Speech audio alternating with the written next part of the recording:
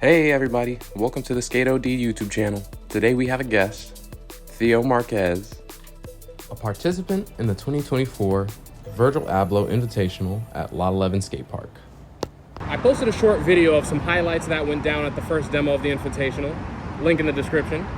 And Theo here let me know in the comments that he was the one who done the boneless foot plant off the rail, and that he's 3 weeks post-treatment from a lung injury. And I just had to sit down and talk with him about what it was like for him being in the demo while on the comeback from such a serious injury. Before we get into that though, I want Theo to tell you a little bit about himself. Where are you from and where are you currently based out of? So I'm actually from France in Europe. My family migrated over here when I was around 4 years old. I started skating in America at Ramp 48 Skatepark. My older sister gave me her hand-me-down skateboard and a pair of DVS shoes, and I had met Yuli and Tony and all the original managers and owners of Ramp 48 back in around, I'd say, 2005. And I became part of their Christian Skaters program early on, and I'd go to Yuli's house every Sunday night. Every Tuesday we'd have also a Bible study where we would all go and meet up at Ramp 48. And it influenced us into skating to try to get to another level. But in this whole realm of it all, we all had a good guidance of positive people around us that were showing us the way forward, and they showed us all how to start skating, the correct park ethics and the right things to do and the things not to do. What do you do for a living, and what are your passions outside of skateboarding? So my passions outside of skateboarding, I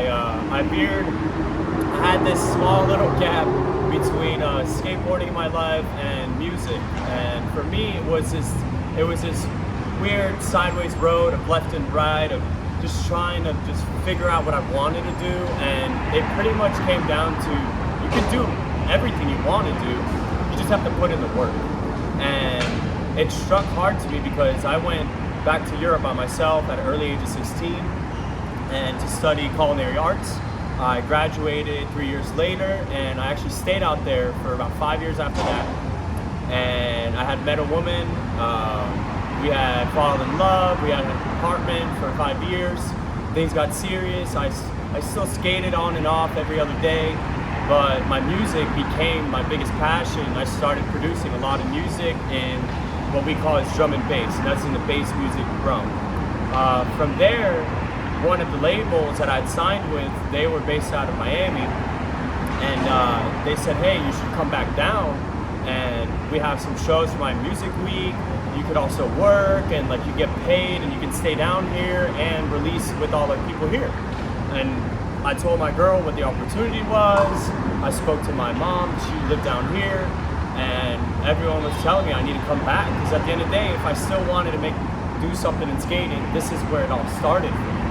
So it all made sense, and right about like 2 years before COVID, I had moved back, and I had signed full-time producing for a record label then, and I had also started doing skate lessons again with another skate camp in Hollywood, Florida.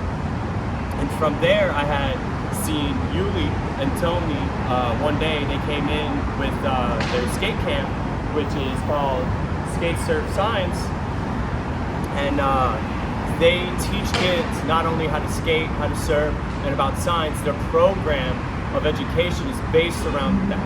And it's really different compared to your standard education of being in a classroom all day, having to deal with people that some kids shouldn't have to deal with. The stigmatas, this and that, if you're a weirdo, if you're a cool kid, if you're rich or poor. We break all those boundaries, and we put a skateboard under their feet, we put a surfboard in their hands, and we're like, we'll have fun. And they're like, whoa, I have to figure this out now. And it's something they have to figure out. And then as far as like the program, they teach them all these different things about life and science, and it's really, really cool to see. Do you have any music that's out now that you could plug for the video, and we'll put it on the description? If you search up favdankooo, Favdanko on any streaming platform, you'll find my music there. From there, actually this month is the release of my albums, it's actually my debut album, And then I have 2 singles on 2 new labels, and I'm being debuted as their first person that's ever released this type of music this month. That's really exciting to hear, and I can't wait to listen to it. It's gonna be awesome. So now let's really get into it. What or who inspired you to boneless foot plant the rail during the Abloh Invitational this year? So, excuse me, funny enough, I hang out with a bunch of young rippers locally that I help mentor them and teach them skating and just keep them in a positive light. And we all had plans to come out here. And that morning when I got to their house to pick a couple of them up and we all co-drive out here, their dad was like, "Hey, did you see Muska's on the list?" And I was like, "Wait, there's a list?" And he's like, "Bro, there's a list of like 50 pro skaters that's coming down." I'm like, "Wait, let me see this." And the first name I see is Muska. And Muska's that OG block killer, like innovation, creativity, don't care what you think, he's gonna do what he wants, regardless of what you think, what skating is supposed to be. He's gonna blow your mind on some other stuff. And I really identified with that as a child because I'm just a creative tech wizard is what people say, and it's just, I don't have a strict domain. I just like to do what I really love, and maybe I'll do a lot of pressure tricks, but I'll make them look like they're not pressure, and I'll make sure that they're nice. Who's your biggest influence in skateboarding? It'd be between Mike Moe and Chad Muska. That's a good answer. I love Mike Moe. That's my favorite. And you know, Mike Moe's a really good example of not letting anything stop you from doing what you want to do. Yeah. And if every skater Especially injury-wise. Especially injury-wise. Yeah. But speaking of injuries, we didn't really get into the fact that you're 3 weeks post lung injury. Yeah. It sliced me up a couple times here and in the back. It was actually crazy.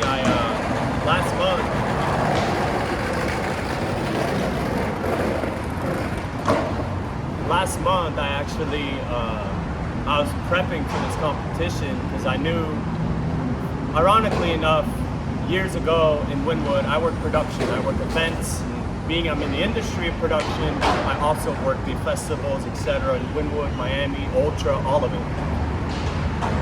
I had heard that Virgil was doing another invitational for Virgil, and I met Virgil working audio in a club, and the things he spoke to me about were prophetic.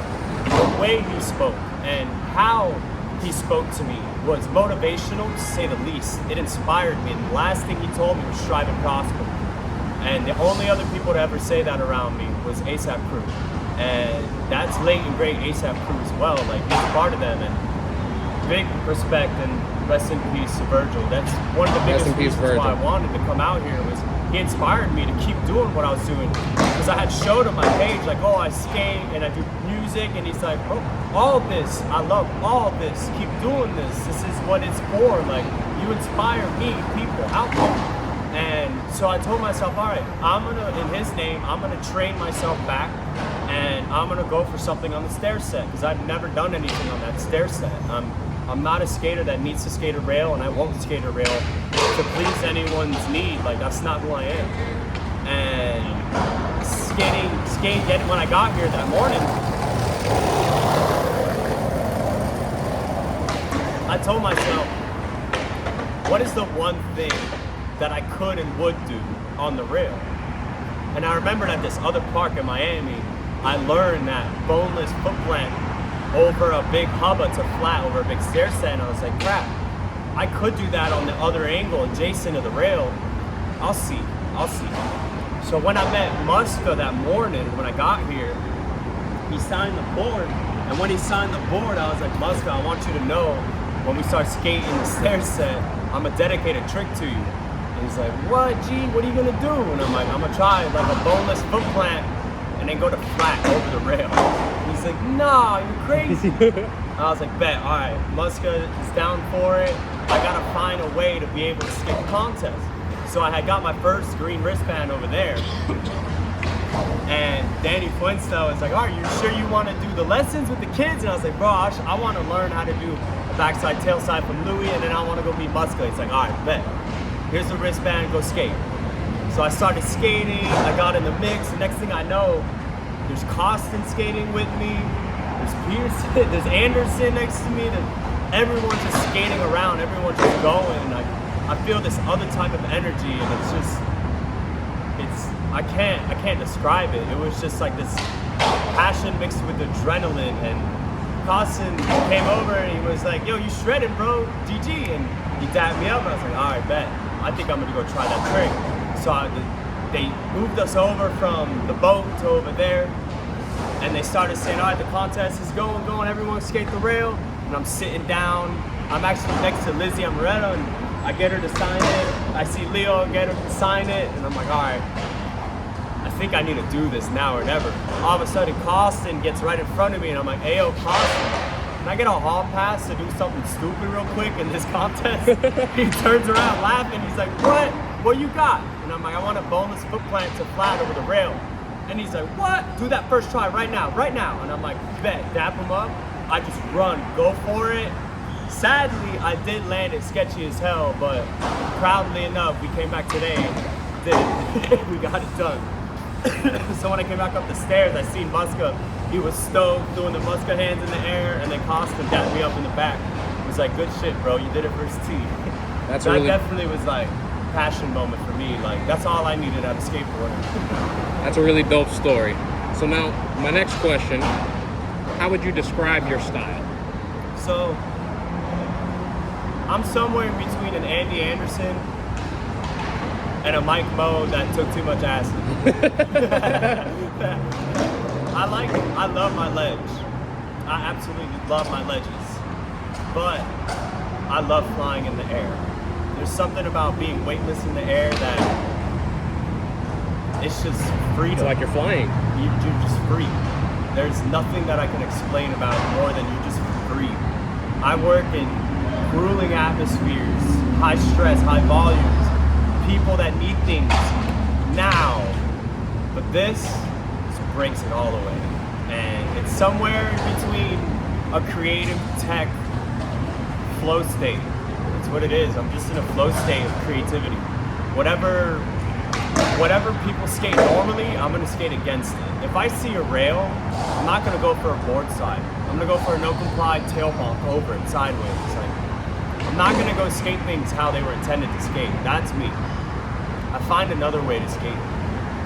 What's your comfort trick? What trick would you do?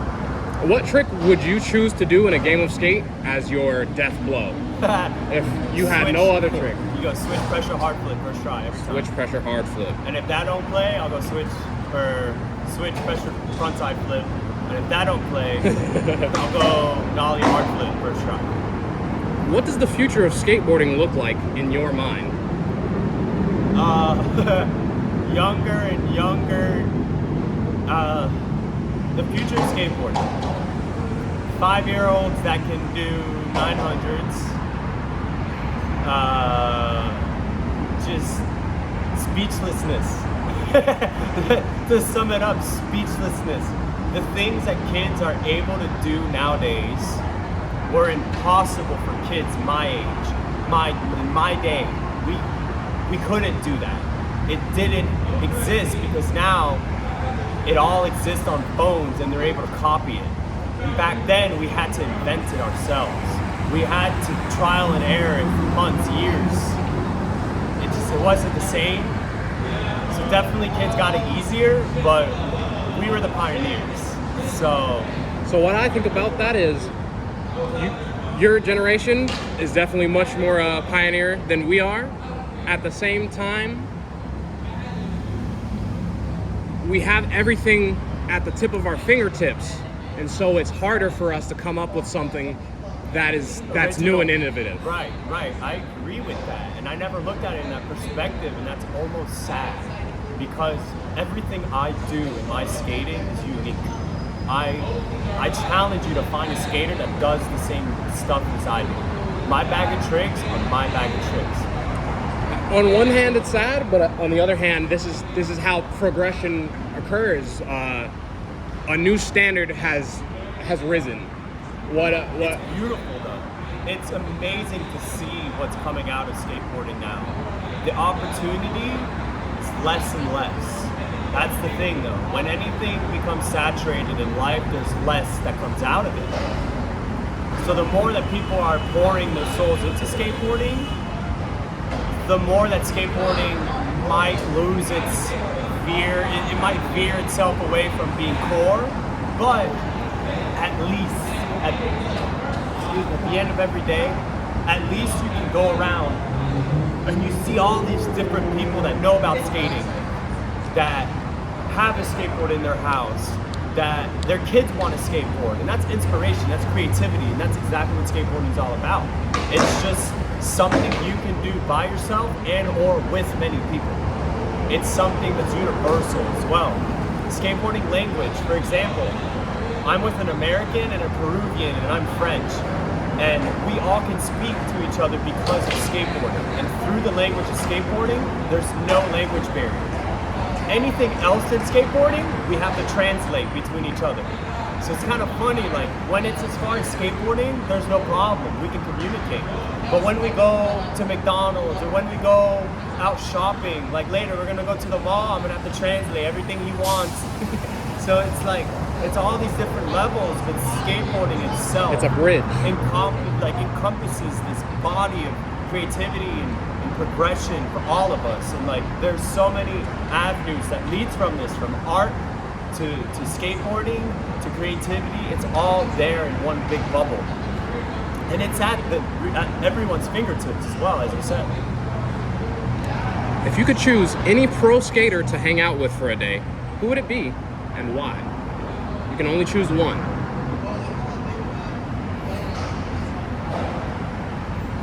Rob Dyrdek. Rob Dyrdek. Yeah. Why do you say Rob Dyrdek? When we talk about skateboarding in the industry and talk about life-making power moves, business moves that made skateboarding what it is today, Dyrdek did that. Dyrdek pushed and broke through those barriers and those doors to make SLS happen, to make Street League happen, to make all these things on a bigger scale. He brought skateboarding to MTV. He brought ridiculousness on this platform where growing up with Jamie Foy, it was different back in the day. We used to make fun of the kid. He was just chubby boy Foy, big boy Foy that would bounce off his stomach, roll over, laugh, had a busted tooth, do the trick, right back again, first try. Everyone would be shocked. He as well was a skater that you think you knew what he was gonna do, and he would go against the grain and skate something way more difficult than anyone could ever try. If there's a hubba, he'd go diagonally over it to flat. And that's the attitude I brought to here that last weekend was, what is something that would be right in the middle of everyone that no one would go for? So Rob Dyrdek is the answer to that question. Rob Dyrdek. Rob Dyrdek. Fantasy Factory was a huge influence for me growing up. Robin Big. 22s, baby. Man, I don't, and I enjoyed that before I even really got into skateboarding seriously. You know, Yeah. I had a shitty Walmart board growing up, but I couldn't really get into skateboarding because of that. I didn't have anybody to teach me like what was what, because nobody in my neighborhood really skated like that, especially back then. Yeah. Like, I see more people skating now, but even now it's hard to come by other skaters in that area. So like, what this is for, this channel and this video and the skate shop that I'm going to be opening up in my neighborhood eventually, is so that way I can spread the goodness that skateboarding is to the next generation. Because if I had what skateboarding has done for me now when I was younger, my life would have been a lot easier than it's been. 1000%. It all lies within these slim opportunities, and there's only 2 or 3 of them in your life. When you have that opportunity in skateboarding, no matter what, drop what you're doing and go for it. It doesn't matter how much you think you suck. It doesn't matter, because all it takes is one person to believe in your life. That's all it does. That's all it is. If you have one person backing you up in life, you can go so much more farther than self-doubt. That's all it is. So I'm gonna ask you this last question, and before you answer, I'm gonna give you my answer to the question. Okay.